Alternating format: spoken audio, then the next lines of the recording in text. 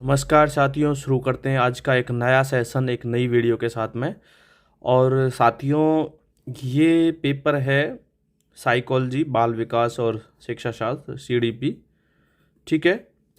और ये जो बुक है, ये प्रीवियस ईयर पेपर्स हैं। ठीक है, सारे प्रीवियस ईयर पेपर्स इसमें से मैं कराऊंगा, जो कि ये दी हुई है।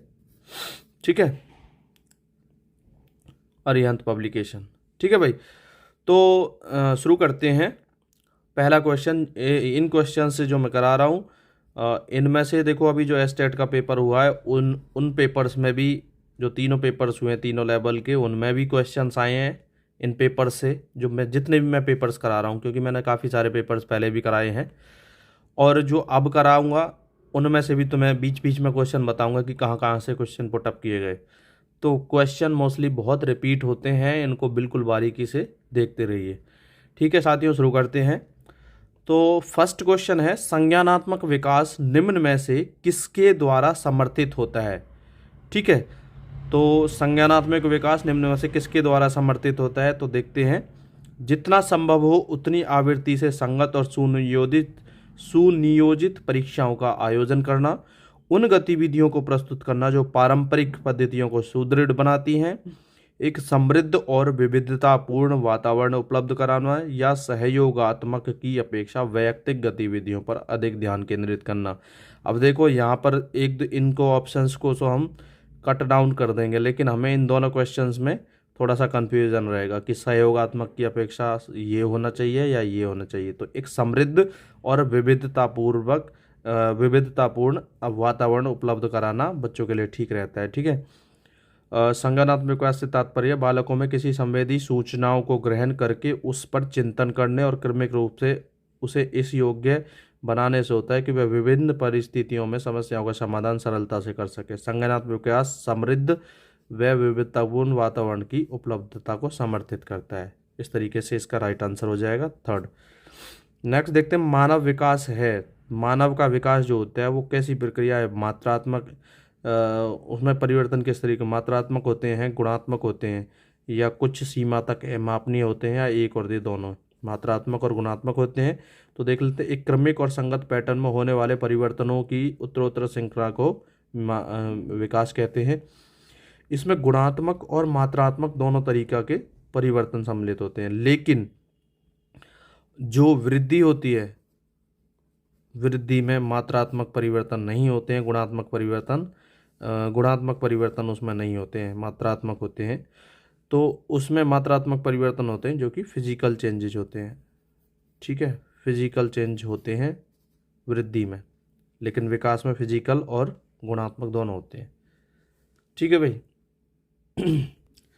नेक्स्ट क्वेश्चन हमारा क्या कहता है, प्रकृति पोषण विवाद निम्नलिखित में से किससे संबंधित है? प्रकृति पोषण विवाद किससे संबंधित है?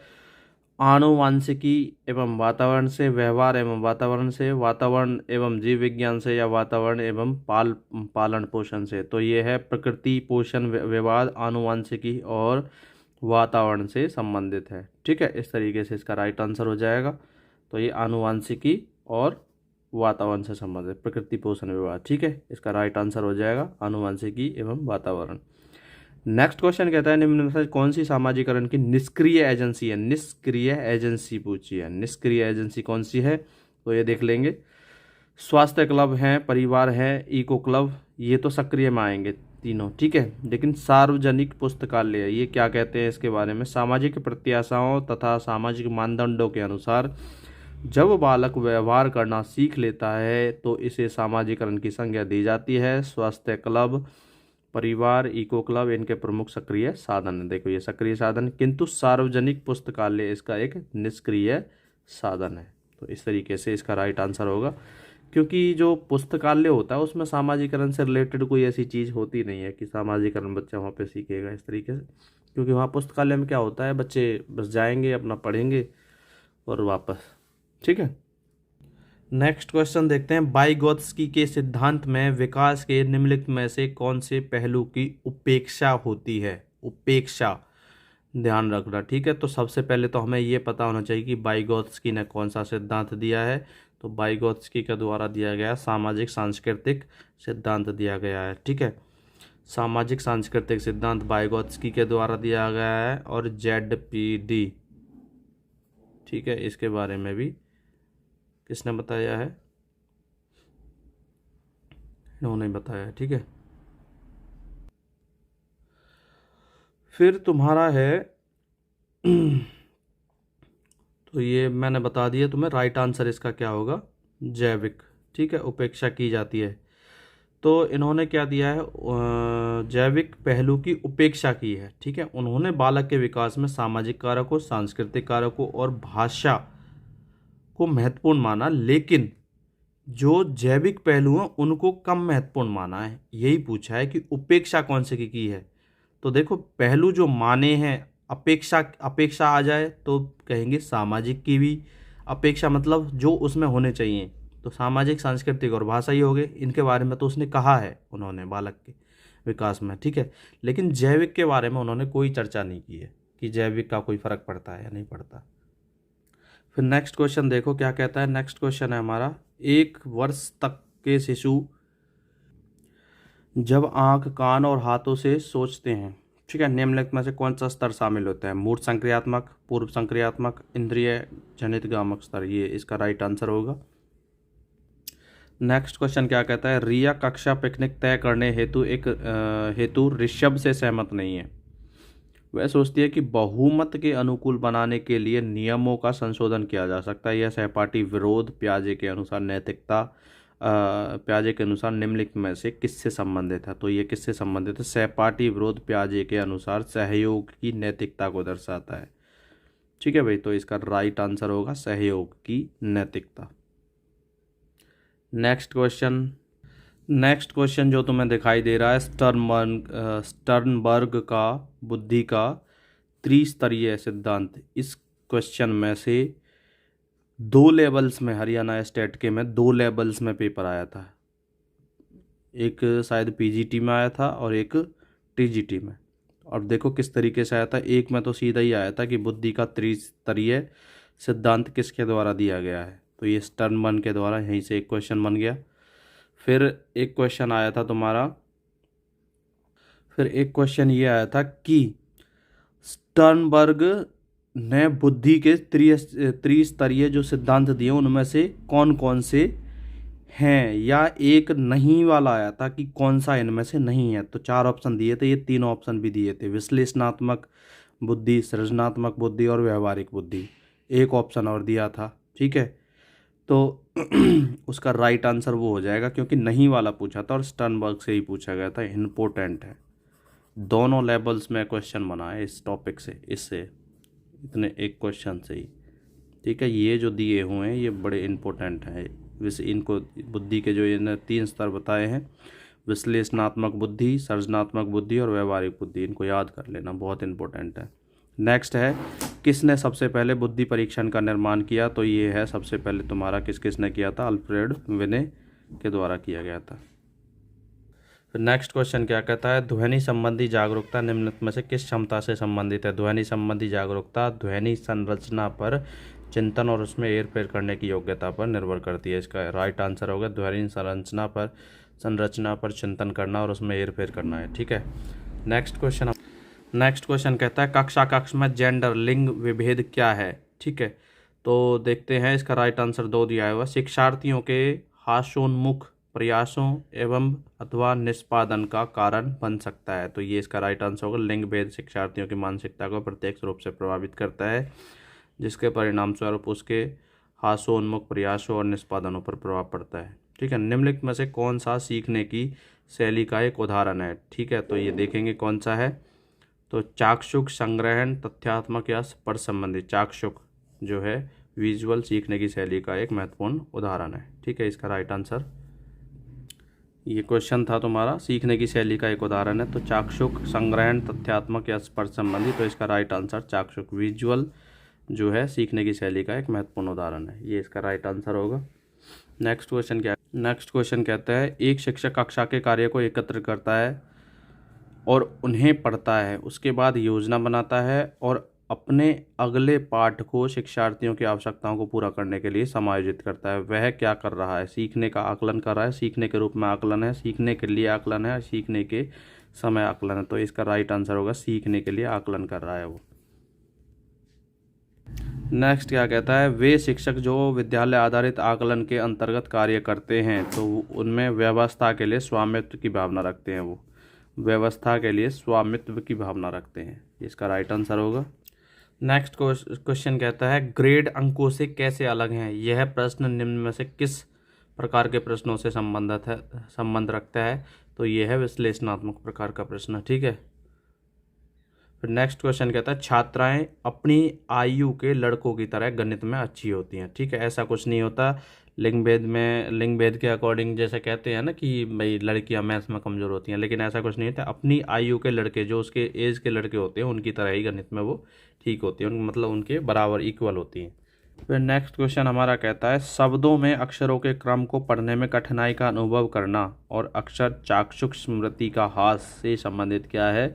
ये डिसलेक्सिया है। कई बार मैं पहले पेपर्स में तुम्हें बता चुका हूँ किस तरीके से इसको याद करना है। डिसलेक्सिया ये होता है पढ़ने संबंधी विकार होता है, पढ़ने में कठिनाई का अनुभव करना, ये डिसलेक्सिया माना जाता है। डिस्ग्राफिया होता है लिखने संबंधी, और डिसकैलकुलिया होता है मैथ्स में जो गणनाएँ होती हैं, काउंटिंग करनी होती है, उनमें दिक्कत आती है। ठीक है। नेक्स्ट क्वेश्चन कहता है सभी के लिए विद्यालयों में सभी की शिक्षा। तो ये क्या कहता है? सभी के लिए विद्यालयों में सभी की शिक्षा समावेशी शिक्षा है। एक मैंने पिछली लास्ट वीडियो डाली है, उसमें तुम्हें बताया भी है सारी एजुकेशन, सामान्य शिक्षा, समावेशी शिक्षा, प्रगतिशील, ये सब के बारे में मैंने तुम्हें उसमें बताया है विशेष। ठीक है, तो उसमें एक बार देख लेना। देखो फिर नेक्स्ट क्वेश्चन क्या दिया हमारा। नेक्स्ट क्वेश्चन प्रभावपूर्णता, व्याख्या, मौलिकता और लचीलापन किससे संबंधित है? तो ये प्रतिभाशाली की पहचान है। ये प्रतिभाशाली बच्चों की पहचान के बारे में ये सारे पॉइंट्स बताए हुए हैं कई बार पहले भी।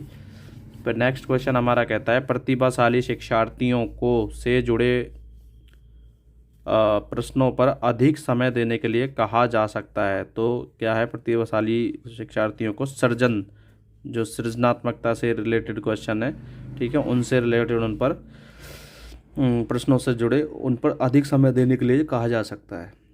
नेक्स्ट क्वेश्चन कहता है गणित में अधिगम निर्योग्यता का आकलन निम्न में से किस परीक्षण पर द्वारा सर्वाधिक उचित तरीके से किया जा सकता है? तो ये इसका राइट आंसर होगा निदानात्मक परीक्षण। ठीक है। नेक्स्ट क्वेश्चन क्या कहता है? नेक्स्ट क्वेश्चन कहता है सिद्धांत चित्र के द्वारा नवीन अवधारणाओं की समझ को बढ़ाते हैं। तो ये सिद्धांत चित्र तर्कपूर्ण ढंग से सूचनाओं को व्यवस्थित करने की योग्यता को बढ़ाने के लिए नवीन अवधारणाओं की समझ को बढ़ाने हेतु महत्वपूर्ण होते हैं। तो इसका राइट आंसर तर्कपूर्ण ढंग से सूचना को व्यवस्थित करने की योग्यता बढ़ाते हैं। ठीक है, राइट आंसर होगा इसका। एक देखो नेक्स्ट जो है अल्बर्ट बंडूरा, ये सामाजिक अधिगम का सिद्धांत दिया गया जिनके द्वारा, ठीक है, अल्बर्ट बंडूरा के द्वारा। तो ये के अनुसार निम्न में से कौन सा सही है? ठीक है, इनमें से इन्होंने कहा है बच्चों के सीखने के लिए प्रतिरूपण, मॉडलिंग एक मुख्य तरीका है। इन्होंने मॉडलिंग को मुख्य माना है सीखने में। ठीक है, तो इन्होंने सीखने के लिए ये दिया हुआ है, मॉडलिंग का मुख्य तरीका माना है। देखो फिर क्वेश्चन दिया है निगमनात्मक तर्कना में शामिल है। तो क्या है? सामान्य से विशिष्ट की ओर तर्कना, विशिष्ट से सामान्य की ओर तर्कना, ज्ञान का सक्रिय निर्माण व पुनर्निर्माण, अन्वेषण परक सीखना और स्वतः खोज परक संबंधी पद्धतियाँ। तो इसका राइट आंसर निगमनात्मक ये है सामान्य से विशिष्ट की ओर सीखते हैं, इसमें सामान्य से विशिष्ट की ओर चलते हैं। लेकिन आगमनात्मक जो होता है, आगमन विधि जो होती है, उसमें क्या होता है? विशिष्ट से सामान्य की ओर चलते हैं, विशिष्ट से सामान्य की ओर। यहाँ कन्फ्यूजन क्रिएट होता है, तो इसको बिल्कुल बारीकी से देख लेना। विशिष्ट से सामान्य चलते हैं आगमन में, और निगमन में चलते हैं सामान्य से विशिष्ट की ओर। ठीक है भाई, ये याद रखना, क्वेश्चन यहाँ से भी आता है। नेक्स्ट क्वेश्चन हमारा कहता है जब बच्चे एक अवधारणा को सीखते हैं, उसका प्रयोग करते हैं, तो अभ्यास के द्वारा की जाने वाली त्रुटियों को कम करने में मदद मिलती है। यह विचार किसके द्वारा दिया गया है? तो ये तुम्हारा थॉर्नडाइक के द्वारा, ट्रायल एंड एरर मेथड ये इस तरीके से दिया है। अभ्यास के नियम, 3 नियम इन्हें मुख्य दिए हैं थॉर्नडाइक ने, और 5 गौण नियम दिए थे। ठीक है। नेक्स्ट कहता है निम्न में से कौन सा कौशल संवेगात्मक बुद्धि से संबंधित है? तो संवेगात्मक बुद्धि से संबंधित कौन सा है? सहानुभूति देना। फिर नेक्स्ट क्वेश्चन हमारा कहता है एक आंतरिक बल जो प्रोत्साहित करता है और व्यवहार परक प्रतिक्रिया के लिए बाध्य करता है, उस प्रतिक्रिया को विशिष्ट दिशा उपलब्ध कराता है।